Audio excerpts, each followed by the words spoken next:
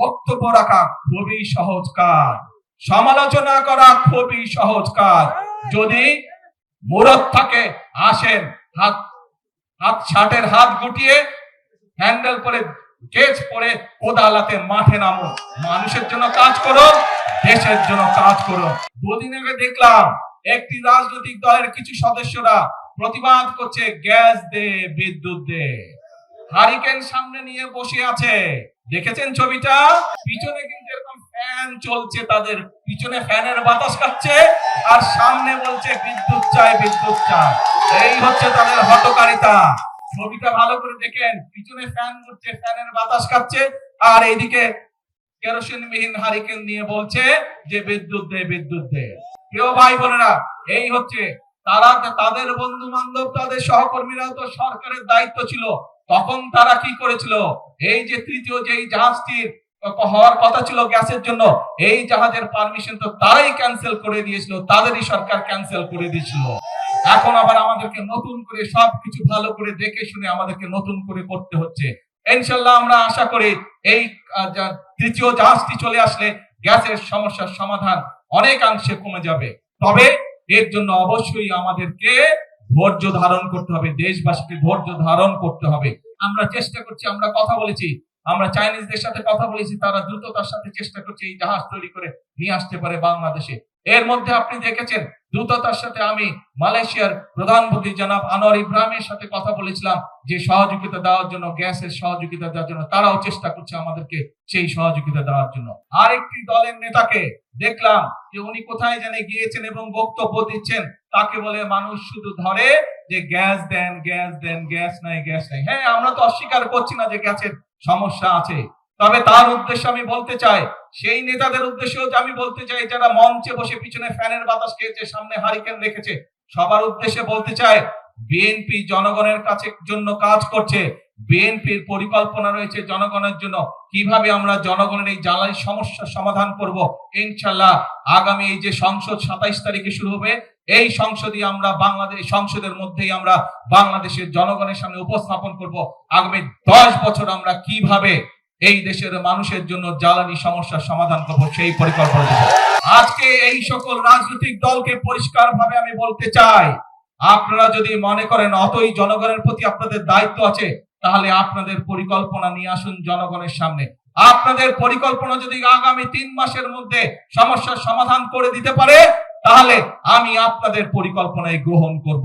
তাদের প্রতি আমি চ্যালেঞ্জ ছুড়ে দিলাম, যেই বিদ্যুতের সমস্যা রয়েছে, যেই গ্যাসের সমস্যা রয়েছে, সেইটি সমাধানের জন্য তারা যদি সরকার থেকে ভালো কোনো পরিকল্পনা নিয়ে আসতে পারে, যে পরিকল্পনা আগামী 3 মাসের মধ্যে, বাদ দেন 3 মাস, আরো 3 মাস আমি তাদেরকে দিলাম, যদি 6 মাসের মধ্যে তারা সমস্যার সমাধান করতে পারে, তাহলে তাদের প্রত্যেকটি পরিকল্পনা আমরা বাস্তবায়ন করব। আর যদি তারা শুধুমাত্র জনগণকে বিভ্রান্ত করার জন্য, দেশকে বিভ্রান্ত করার জন্য এইসব কথা তারা বলে থাকে, তাহলে অবশ্যই তাদেরকে জনগণের কাছে ক্ষমা চাইতে হবে। কারণ একজন রাজনীতিবিদ হিসাবে শুধু জনগণকে বিভ্রান্ত করা তার দায়িত্ব বা কাজ নয়, বরং একজন রাজনীতিবিদ হিসাবে জনগণকে ধৈর্য শেখানো এবং সঠিক পথ দেখানোই হচ্ছে একজন রাজনীতিবিদের কাজ। সেই জন্যই আপনাদেরকে বলবো, আসুন, বিভ্রান্তির রাজনীতি স্বৈরাচার করে গেছে, মিথ্যার রাজনীতি স্বৈরাচার করে গেছে, ভাঙচুরের রাজনীতি স্বৈরাচার করে গেছে।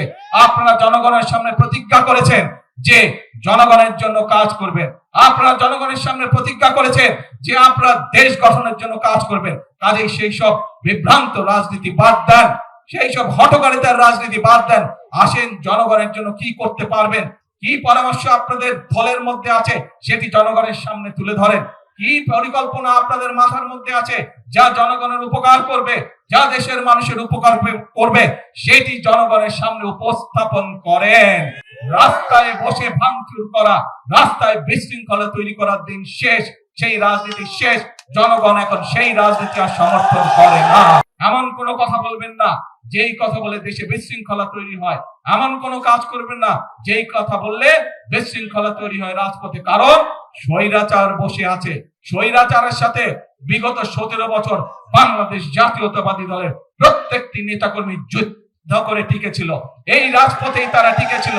আর কোন রাজনৈতিক অন্য যারা ছিল তারা আমাদের সাথে ছিল, যারা আজকে বড় বড় গলা উঁচু করে কথা বলছে, যারা আজকে বড় বড় গলা দিয়ে বিশৃঙ্খল কথা বলছে, বিভ্রান্তিকর কথা বলছে, 17 বছর মানুষ আপনাদেরকে রাজপথে দেখতে পায় না।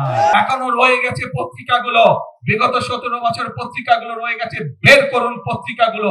পত্রিকার পাতায় এখনো ছবি আছে কিভাবে আমার দলের, বাংলাদেশ জাতীয়তাবাদী দলের বিএনপি নেতাকর্মীরা কিভাবে অত্যাচারিত হয়েছে, কিভাবে নির্যাতিত হয়েছে, কিভাবে দমনের শিকার হয়েছে, কিভাবে কারাবরণ করেছে, কি বক্তব্য তারা দিয়েছে, সেই সবগুলো এখনো পত্রিকার পাতায় রয়ে গেছে কম বেশি। পত্রিকাকে সেদিন ছাপতে দেওয়া হতো না এইসব বিষয়, তারপরেও পত্রিকাগুলো চেষ্টা করেছে, অনেকগুলো, সবগুলো না হলে অনেকগুলো পত্রিকা চেষ্টা করেছে বিরোধী দলের কণ্ঠস্বরকে যতটুকু সম্ভব তুলে ধরার জন্য। কিন্তু সেইখানে আমরা আজকে যারা বড় বড় কথা বলছে তাদের কোনো কথা সেখানে দেখিনি আমরা। কাজে বাংলাদেশের মানুষের মন অনেক বড়। ভুল অতীতে করেছেন, 71 সালে ভুল করেছেন, 86 সালে ভুল করেছেন, 96 সালে ভুল করেছেন, 2026 সালে এসব মানুষকে বিভ্রান্তি করে কি কি সব টিকিট মিকিট বিক্রি করেছেন। আসেন এইসব বিভ্রান্তি রাজনীতি থেকে বেরিয়ে আসুন, এইসব মিথ্যা রাজনীতি থেকে বেরিয়ে আসুন, এইসব উস্কানি দেওয়ার রাজনীতি থেকে বেরিয়ে আসুন। সত্যিকার ভাবে জনগণের কাজ হতে পারে, সত্যিকার ভাবে দেশ এগিয়ে যেতে পারে, এইরকম যদি কোনো পরিকল্পনা আপনাদের কাছে থাকে, এরকম যদি কোনো চিন্তা ভাবনা আপনাদের কাছে থাকে, উপরের টেবিলে উপস্থাপন করুন, সংসদে উপস্থাপন করুন, জনগণের সামনে উপস্থাপন করুন।